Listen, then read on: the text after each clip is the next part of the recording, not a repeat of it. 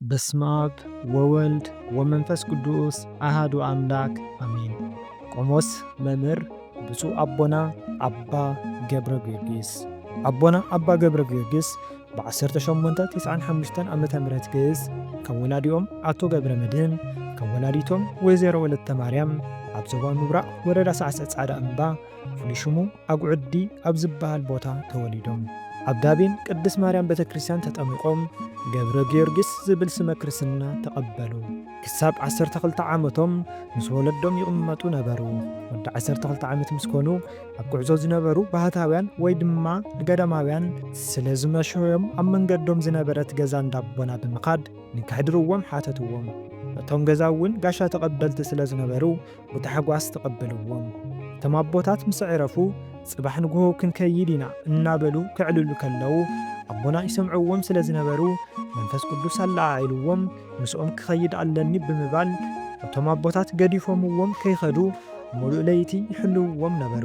ወጓሕታ እቶም ኣቦታት ተንሲኦም ናብ ገዳሞም እንትኸዱ ኣቦና ድማ ብርሑቕ ይከታተልዎም ነበሩ። ናብቲ ገዳም ምስ በጽሑ እውን ኮዮም ብምኻድ ሰዓብዎም እሞ እቶም ኣቦታት እውን ብምስንባድ መኒኻ ካበኸ መጺኻ መን ከምጺካ ምስ በልዎም ቅዱስ ኣቦና ብህፃን አንደበቶም ኣነ ነቶም ዘሕደሩኩም ገዛ ውላዶም እየ ካብኡ ተበጊሰ ከይትምልስኒ ብሕቡእ ክከታተለኩም ጸኒሐ ከምቲ ጎይታ ኣብ ወንጌል ዕርፊ ብኢድ ሒዙ ንድሕሪት ዝርኢ መንግስቲ ኣምላኽ ኣይበቅዕን እዩ ዝበሎ ኣቦና እውን ሕጂ ንድሕሪት ኣይጥምትን ፈለገ ህይወት ክመሃር ይደሊ እየ ብኡ ኣቢሎም ድማ ናብ ምነና ህይወት ከኣትዩ ከም ዝደልዩ ኣዘንተውሎም።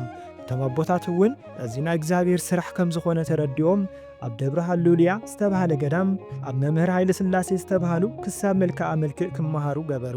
ብምቕጻል ናብ ኣባ ሊባኖስ ገዳም ብምኻድ ኣብኡ ብዝነበሩ መምህር ኣባ ኪዳነ ማርያም ናይ ገብረ ሰሙን ወይ ከዓ ድቁና ትምህርቲ ኣጠናቐቑ። በዚ ስለ ዘይዓገቡ ናብ ጸደንያ እንዳ መስቀል ብምኻድ ኣብ መምህር ገብረ ሕይወት ቅኔ ተምሃሩ። ብፍላይ ኣቦና ኣብ ቅኔ ፍሉይ ዝኾነ ኣፍልጦን ጸጋን ነበሮም። ናብ ተንቤን ብምኻድ ድማ ኣብ ገዳም ደጋ ማርያም ኣብ መምህር ኣብርሃም ጸዋትወ ዜማ እዚ ማለት ድጓ፣ ጾመ ድጓ፣ ምዕራፍ ተምሃሩ። ዋላ እውን መብዛሕትኡ ሰብ ግብረ ሰሙን ምስ ተምሃረ ማዕርገ ድቁና እንተምጽአ ኣቦና ግን ነዚ ኩሉ ምስ ተምሃሪኦም ካብ ብፁዕ ኣቡነ ማርቆስ ማዕርገ ድቁና ተቐበሉ። ናብ መቐለ ፍሉይ ሽሙ ፈለግ ዳዕሮ ብምምጻእ ኣብ መምህር ስብሃቱ ዝተባሃሉ ንካልኣይ ግዜ ቅኔ ምስ ኣገባቡ ተምሃሩ። እዚ ማለት ከዓ ናይ ቅኔ መምህርነት ሞያ መሓስ ማለት እዩ። እኔ እንዳተምሃሩ ከለዉ እውን ቅዱሳት መጽሓፍቲ የንብቡ ይመሳጠሩን ይራቐቑን ነበሩ። በዚ ምኽንያት ድማ ናይ መጽሓፍቲ ትርጓሜ ክመሃሩ ወሰኑ። ኣብ 1910 ዓመተ ምህረት ግዕዝ ናብ ገዳም ደብረ ሃሌሉያ ወይ ከዓ ደብረ ዳሞ ብምኻድ ብኢድ ኣባ ገብረ መድህን ጌታዬ ማዕርገ ምንኩስና ተቐበሉ። ኣብቲ እዋን ንሱ ብዘይካ ኣክሱም ጽዮን ማርያም 4 ጉባኤያት ጉባኤ ዘርጊሑ ዘምህር መምህር ስለ ዘይነበረ ናብ ኣክሱም ጽዮን ማርያም ብምኻድ ኣብ መምህር ሰርጸ ድንግል 4 ጉባኤያት እዚኦም ድማ ቀዳማይ ቡልያት፣ ካልኣይ ሐዲሳት፣ ሳልሳይ መጽሕፍተ ሊቃውንት፣ ራብዓይ መጽሕፍተ መነኮሳት ተምሂሮም ኣጠናቐቑ። ኣብ 1935 ዓመተ ምህረት ግዕዝ ካብ ብፁዕ ኣቡነ ማርቆስ ማዕርገ ቅስናን ቁምስናን ክልቲኡ ኣብ ሓደ መዓልቲ ተቐበሉ። ብድሕሪኡ ናብ ደብረ ቆናጽል ኣቡነ ሊባኖስ ገዳም ብምኻድ ንኣስታት 4 ዓመት ቀትሪ ተምሃሮ እንዳምሃሩ ለይቲ ለይቲ ድማ ኣብ ጸሎት ይሓድሩ ነበሩ። ብምቕጻል ናብ ዓብዪ ዓዲ ቅዱስ ሚካኤል ቤተ ክርስቲያን ከዱ። ኣብኡ እውን 4-5 እንስሳት ይከብዎም ነበሩ። ከምቲ ኣብ ቅዱሳት ገላትን ኣብ መዝሙር 91 ቁጽሪ 13 ኣብ ልዕሊ ኣንበሳን ተመንን ክትኸይድን ሽርን ኣንበሳ ገበልን ክትረግጽ ኢኻ ዝበሎ ኣንበሳን ነብርን ከምኡ ድማ ኣብቲ ከባቢ ዝነበረ ኣባ ትልቁ ዝበሃል ዓብዪ ገበል ንስም ኣጸዋውዑ ምስጋና ይኹኖ እሞ ብስም ጎይታና ኣምላኽና ኢየሱስ ክርስቶስ ይእዘዝዎም ነበሩ። ወዓጋት እናመጻውን ምስኦም ይውዕላን ካብቲ ዝምገብዎ ይምገባን ነበራ። ቀዳማዊ ኣቡነ ዮሐንስ ዜናኦም ምስ ሰምዑ ናይ 7 ገዳማት ኣበምኔት ከምኡውን ናይ ገርዓልታ ቤተ ክህነት ሊቀ ካህናት ገይሮም ሸምዎም። ራእሲ ስዩም መንገሻ በቲ ሽዑ እዋን ናይ ትግራይ ፕረዝደንት ስለ ዝነበሩ ዜና ኣቦና ምስ ሰምዑ ነተን ዝደኽማ ዘለዋ ገዳማት ንኸጠናኽርዎንን ነቲ ህዝቢ ንክምዕዱን ንክምህሩን ብዙሓት ደቀ መዝሙር ንክወልዱ ብምሕሳብ ናብ መልፋ ተንቤን ኣምጽእዎም። ኣብቲ ገዳም ድማ ንኣስታት 40 ዓመት ተቐመጡ። ዋላ እውን ኣቦና ድሌቶም ኣብ ገዳማት ኮይንካ ብጾም ብጸሎት ተወሲንካ ምንባር እንተኾነ ሓደ መዓልቲ ኣብ መዝባዕ ሱባኤ ሒዞም ከለዉ ሓደ ራእይ ተገለጸሎም። ንሱ እውን ካብ ኣፎም ጻዕዳ መዓር ክወፅእ ከሎ ኣማንያን ወይ ከዓ ህዝበ ክርስቲያን ድማ ተኣኪቦም ነቲ መዓር ክምገብዎ ከለዉ ረኣዩ።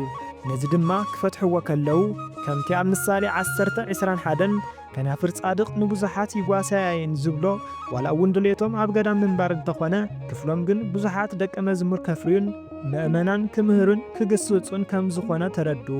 ብ1968 ዓመተ ምህረት ግዕዝ ኣቶ ሃይለማርያም ካሕሳይ ምስ በዓልቲ ቤቶም ወይዘሮ ዓለምነሽ ዘሪሁን ብምምኻር ናብ መቐለ እንድሕር ደኣ መጺኦም ብሕማም ይኹን ብዝተፈላለየ ጸገማት ዝተጨነቐን ዝሓዘነን ሰብ ስለ ዘሎ በቲ ትምህርቶም ይኹን በቲ ዝሓደሮም ጸጋ መንፈስ ቅዱስ ከገልግሉና እዮም ኢሎም ብምሕሳብ ኣብ ደብረ ፀሃይ ቅድስት ሥላሴ ቤተ ክርስቲያን መቐለ ዘገልግሉ ዝነበሩ ኣባ ሰሎሞን ናብ ኣቦና ለኣኽዎም። ንሶም ድማ ሒዞምዎም መጹ። ኣቦና ልዕሊ 2,000 ተምሃሮ ከም ዝመሃሩን ካብኣቶም ድማ ብዙሓት ጳጳሳትን መነኮሳትን ዓበይቲ መምሃራን ከም ዝኾኑ ዝፍለጥ እዩ። ንኣብነት ንምጥቃስ ዝኣክል ናብ ማዕርገ ጵጵስና ዝበጽሑ ኣቡነ መቃርዮስ ቀዳማውን ኣቡነ ዲሜጥሮስን ምጥቃስ ይከኣል እዩ። መቐለ ልደታ ለማርያም ቤተ ክርስቲያን ድማ ምእመናን ብምትሕብባር ንክስራሕ ገይሮም እዮም። ብተወሳኺ ሓጹር ናይ ደብረ ገነት መድኃኔ ዓለም ወኪላነ ምህረት ኣብያተ ክርስቲያናትን ሕጂ ኣብኡ ዘለዉ ኣግራባትን ክተኽሉ ክኢሎም እዮም። ኣቦና ብቃሎም መዝሙረ ዳዊት ጸሎት የዘውትሩ ነበሩ። ኣብ 2006 ዓመተ ምህረት ግዕዝ ኣቦና ካብዛ ዓለም ተፈልዩ። ኣቦ ጸሎት፣ ኣቦ ልምዓት፣ ኣቦ ሓቂ፣ ኣቦ ጽድቂ ክፍለዩኻ ከለዉ ይጽልምተካን ይሕርምተካን። በረኸት ኣብ ልዕሊ ርእሲ ጻድቕ እዩ። በረኸት ኣቦና ምስ ኩላትና ይኹን። ወስብሃት ለእግዚአብሔር ወለወላዲቱ ድንግል ወለመስቀሉ ክቡር አሜን።